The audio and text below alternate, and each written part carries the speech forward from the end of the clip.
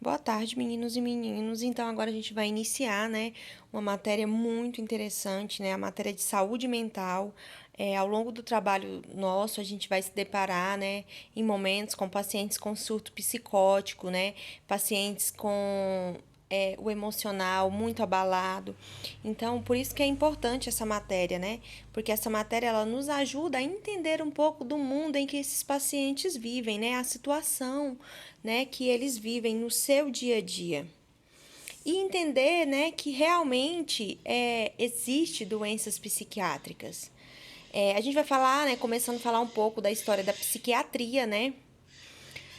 Então, casos de perturbações mentais estão registrados por toda a história e são desde as épocas mais remotas citadas por historiadores, poetas, pintores, escultores e médicos. Apenas para citar algumas figuras históricas conhecidas, temos exemplos dos imperadores romanos, Calígula e Nero, os reis franceses Clovis e Carlos. Este último, chamado de Carlos o Louco, o qual acreditava ser feito de vidro e que seria pequenas hastes de ferro em suas roupas, a fim de prevenir que se partisse em pedaços. Então a gente vê que ao longo, né, da história dos anos a gente tivemos pessoas importantes, né, na história que tinham problemas mentais, que sofriam, né, por perturbações, por transtornos mentais. Há registros de que civilizações muito antigas, como a Babilônia e o Egito, havia indivíduos, muito deles sacerdotes, os quais descreveram alguns transtornos mentais, mesclando explicações místicas religiosas em suas descrições. Os egípcios, pelo seu conhecimento em anatomia humana, adquirido pelo hábito de embalsamar cadáveres, produziram escritos destacando o papel do cérebro e do útero na origem de transtornos mentais, sendo o termo histeria de estéreos útero, utilizando até hoje em nossos dias. Então, nessa época, né, a gente sabe, né, pela história que os egípcios eles gostavam muito, né, de embalsamar e de estudar o corpo humano. Então, eles perceberam que esses transtornos mentais, esses sentimentos diferentes que algumas pessoas desenvolviam eram, né, produzidas pelo cérebro e pelo útero, né, pelo útero materno, porque a gente vai ver mais na frente que algumas doenças elas podem ser meio que hereditárias. Na Grécia, algumas doenças mentais eram vistas como sendo vinganças de deuses, né? A Grécia ela acreditava muito, né? O povo da Grécia em deuses. Porém, como o materialismo grego passou a atentar mais detalhada e profunda para o aspecto natural, como sendo causadores de doenças mentais. E nessa época foram iniciados tratamentos médicos para alguns transtornos, do quais não participava a mitologia grega. Empédocles foi um desses precursores. Hipócrates, né, que antes de Cristo, por muitos chamado de pai da medicina, foi o primeiro a afirmar que a epilepsia era uma doença cerebral. Sabiamente dizia que a cura das doenças se dá com a participação principal da própria natureza, sendo os médicos apenas auxiliares para o processo de cura. Para ele, o cérebro era o órgão central e o principal do corpo humano, de onde provinham pensamentos e emoções. Os seguidores de Hipócrates parecem ter sido os primeiros a produzir uma classificação de doenças mentais. Então, Hipócrates foi praticamente o primeiro percursor, né, o pai da medicina, né, considerado, porque ele percebeu que o nosso cérebro, né, ele era o órgão central do nosso corpo, né. Ele foi um dos primeiros a descobrir, né, a epilepsia, né, que é uma doença, né, que até hoje, né, ela atinge a população. Porém, durante o período medieval, consta, segundo alguns autores, que prevaleciam as explicações místico-religiosas para a origem de transtornos mentais. A Inquisição da Igreja Católica Romana torturava e queimava doentes mentais em fogueiras sob a alegação de que necessitavam ser destruídos, pois estariam possessos por demônios, e as supostas possessões teriam iniciado por alguns envolvimentos deliberados desses doentes com o diabo. Então a gente vê o quê? Que nessa época a Igreja Católica, né, ela falava que essas pessoas elas não estavam doentes, e sim estavam com possessão de demônios. Então o que eles faziam? Eles matavam, né, e queimavam essas pessoas, né? De uma forma grosseira, não se tratava a doença, né? Então eles achavam mais certo eliminar essas pessoas com esse transtorno mental. O primeiro grande passo para o progresso científico da psiquiatria ocorreu apenas no século XVIII com o estudo do médico francês Philippe Pinel, o qual instituiu reformas humanitárias para o cuidado com doentes mentais. No século XIX, Dorothea Dix lutou para por melhores condições dos locais que abrigam os doentes mentais. O médico alemão M. Kraepelin foi o primeiro a subdividir as psicoses em dois grupos, as psicoses maníaco-depressiva e a esquizofrenia. Então, vocês veem que foi assim, um processo muito lento, né? Porque essa população ela era minoria, já tinha igreja que via, né, como possessão demônica, então era uma população excluída. Então, a gente vê que o retrocesso era muito grande, muito maior do que, né, o processo de aumento, né, desses doentes, dessa ajuda para esses doentes mentais, do que a progressão, né? O retrocesso era bem maior.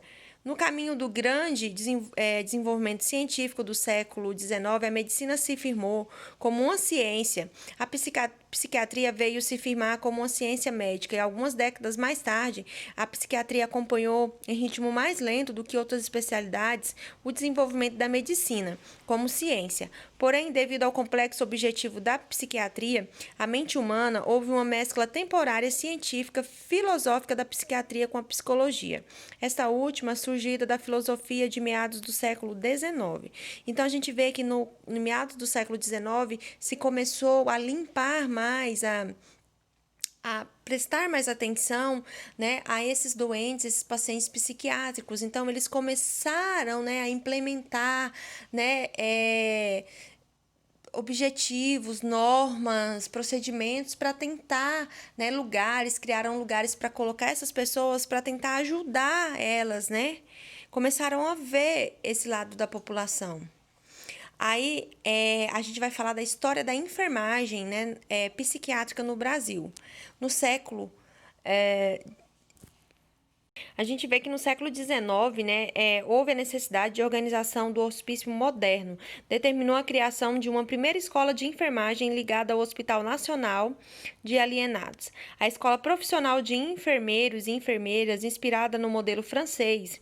Em 1890, em um contexto de luta de médicos pelo controle político científico do hospício Pedro II, a enfermagem surge no Brasil de maneira diferente ao apresentado pelo modelo da Nightingale. O curso de enfermagem, nesse período, era orientado por profissionais médicos e o preparo de enfermeiros nas instituições psiquiátricas acompanhado o processo de medicalização dos asilos, originando modelos de preparação com características específicas e diferenciadas daquele destinado à formação para hospitais gerais durante o século XIX. A razão disto era que a loucura não se constituía objetivo de interesse implícito para a enfermagem moderna, nem na chamada Revolução da Nightingale da Inglaterra vitoriana, abarrotada de hospícios, nem a implantação desse modelo no Brasil. Então, até então, o curso de enfermagem era orientado por médicos, né? Eram os médicos que eram os professores, era eles que ensinavam. E para a enfermagem daquela época, não era importante, né, trabalhar nesse contexto psiquiátrico, né? Então, até o século XIX, era deixado para trás esse contexto psiquiátrico. A psiquiatria e a enfermagem psiquiátrica surgiram no hospício.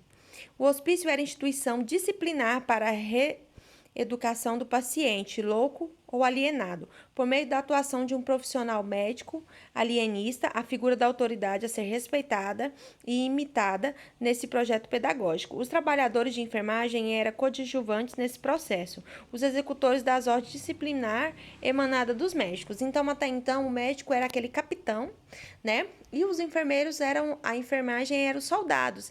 Eles faziam aquilo que os médicos, né, delegavam, né, aqueles procedimentos, então eles só cumpriam as ordens. Esse modelo de assistência surgiu na psiquiatria foi relativamente esquecido durante muito tempo. A Escola de Enfermagem Ana Nery, fundada em 1923 no Rio de Janeiro, considerada a primeira escola de enfermagem moderna do Brasil pela historiografia oficial, não inclui em seu currículo, até o ano de 1949, nenhuma matéria relacionada a doenças mentais. Então, poxa, no século, né, 20, a gente não tinha nada relacionado, né, no contexto, na matéria, né, para se formar um enfermeiro, para se formar alguém da equipe de enfermagem, ainda não se tinha nada relacionado à saúde mental, porque ela não era vista como importante. O ensino de enfermagem psiquiatra nos cursos de graduação de enfermagem no Brasil só se tornou obrigatório nos currículos mínimos a partir de 1949.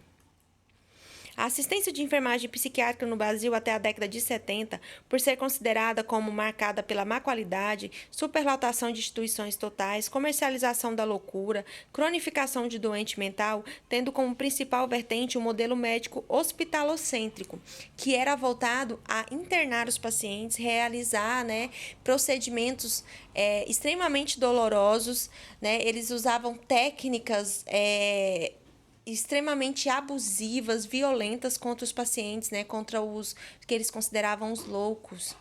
A partir da década de 80, muitos enfermeiros que atuavam em saúde mental passaram a criticar aquele modelo, né, hospitalocêntrico, aquele modelo biológico na assistência de enfermagem, constituída unicamente nos cuidados de higiene, alimentação e administração de medicamento, vigilância e controle dos pacientes. Então, eles viram que esse cuidado focado somente na higiene, na alimentação, na administração de medicamentos, não era necessário para ajudar aquele paciente psiquiátrico. A transição paradigmática da enfermagem em saúde mental ocorre na passagem de interação para a psiquiatria da destitucionalização que ainda encontra-se em curso em nosso país. O movimento da reforma psiquiátrica chega então ao país. A exemplo do que vinha acontecido desde a Segunda Grande Guerra nos países hemisférico norte, tornando imperativa uma nova atuação em saúde e de novas contribuições de enfermagem para a desinstitucionalização consequente. Então, a saúde mental ela foi vista a partir dos anos 70 com a reforma psiquiátrica. Embora tardia na América Latina, a discussão dos modelos de atenção à saúde mental foi concretizada na Declaração de Caracas, onde representantes da sociedade política e ministros de saúde escreveram os paradigmas não hospitalocêntricos de atenção à saúde mental e reiteraram, através da Declaração dos Direitos dos Usuários, a assistência humanizada e as delimitações éticas das ações de saúde mental sobre os auspícios da Organização Mundial de Saúde, das OPAs. Aí no Brasil, essa reforma psiquiátrica afirma a superação do modelo hospitalocêntrico. Os enfermeiros passaram a participar dos movimentos antimanicomiais e da reforma psiquiátrica, contribuindo de forma fundamental para o início do processo de desinstitucionalização no Brasil. A reforma não é uma pauta restrita a procedimentos técnicos, políticos e portadores e regulamentadores de ações em saúde. Ao contrário, ela invoca, né, a discussão acerca da concepção do ser humano subjacente às leis, aos procedimentos regulamentadores das condições e usuários de serviços de saúde mental. É dentro desse contexto reformista que acontece uma série de eventos, como a expressa participação da enfermagem. Então, a partir, né, de 1970, com essa reforma psiquiátrica, a enfermagem ela começou a participar, né, fremente, né, dos conselhos, né, dessa reforma psiquiátrica. O segundo congresso, né, que foi realizado em 1987, do Movimento dos Trabalhadores em Saúde Mental, com o tema Por uma Sociedade Sem Manicômios. Neste mesmo ano, aconteceu a primeira Conferência Nacional de Saúde Mental e o primeiro Centro de Atenção Psicossocial, que é o CAPS, foi inaugurado em São Paulo. O CAPS, professor Luiz da Rocha Cerqueira, serviu para parte da rede substantiva do Hospital Psiquiátrico, experiência emblemática na reforma psiquiátrica brasileira. Então, só em 1987, né, que a gente começou a tirar aquele modelo hospitalocêntrico, né, onde o paciente psiquiátrico ele é taxado como louco, e ele passou, né, até a inauguração do primeiro CAPS, né, que atende as pessoas com problemas mentais de forma humanizada. Presta uma assistência de forma humanizada, né, com uma equipe multidisciplinar.